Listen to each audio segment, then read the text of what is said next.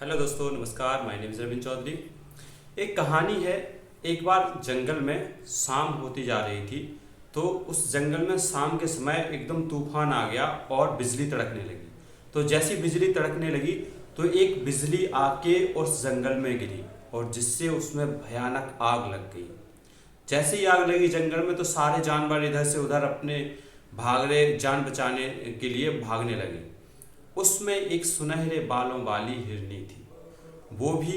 वह हिरनी प्रेग्नेंट थी, तो वह भी अपनी जान बचाने के लिए भागने लगी। तो वह भागती भागती गई और वह जंगल के एक कोने में पहुंची जहां पर नदी थी। तो वहां पर नदी के पास में पहुंच के उसने गहरी सांस ली और फिर पानी पिया। उसके बाद में वह एक सुरक्षित स्थान ढूंढने लगी अपने बच्चों को जन्म देने के लिए। तो जैसे ही वह स्थान ढूंढ रही थी, उसी समय वहां पर एक झाड़ी में छुपके हुए शिकारी बैठा था। वह अपनी बंदूक में गोली भर रहा था शिकार करने के लिए। जैसे ही हिरनी बैठे और वह गोली चलाए, और यह वाला सीन चल ही रहा था कि इतने में ही पीछे से एक खूंखार शेर आ गया। वह शेर जैसे ही पीछे से आया, हिरनी अब बीच में पड़ गई। हिरनी बीच में, सामने शिकारी, पीछे शेर और अगली तरफ नदी और इधर जंगल में आग लगी। चारों तरफ से वह परेशानियों से घिर गई। इतनी ज्यादा मुसीबत में होते हुए उसने सोचा कि अब हम क्या करें। यदि हम नदी में जाते हैं तो हम इस पानी से बाहर नहीं निकल सकते।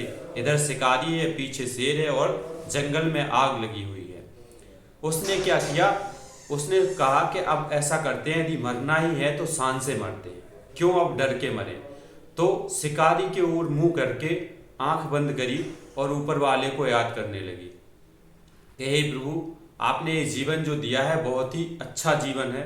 अब मेरा जीवन आपके हवाले। मेरे ये जो बच्चे हैं, इनको, ये नन्हे नन्हे बच्चे, इनको भी बाहर आने का मौका दीजिए, इनको भी जीवन देखने का मौका दीजिए। और यह सोचते हुए ऊपर वाले को याद करने लगी। हुआ यूं कि एक आग का तिनका आया और शिकारी की आंख में जा लगा। जैसे ही शिकारी की आंख में वह आग का तिनका लगा, आग का, और शिकारी के निशाना, जो कि शिकारी जो निशाना लगा रहा था, वो हिरन पर निशाना ना लग के उसकी गोली जाके लगी शेर को। गोली जैसे ही लगी शेर को और शिकारी की आंख में लगा आग का तिनका, तो शिकारी भी तड़प के मारे भाग गया और शेर वहीं घायल होकर गिर गया। और ऊपर वाले की कृपा हुई कि धीमी धीमी बारिश आ गई, और जैसे ही वह बारिश आई तो जंगल की आग भी ठंडी हो गई। और इस सुहावने मौसम में उस सुनहरी हिरनी ने अपने छोटे छोटे बच्चों को जन्म दिया।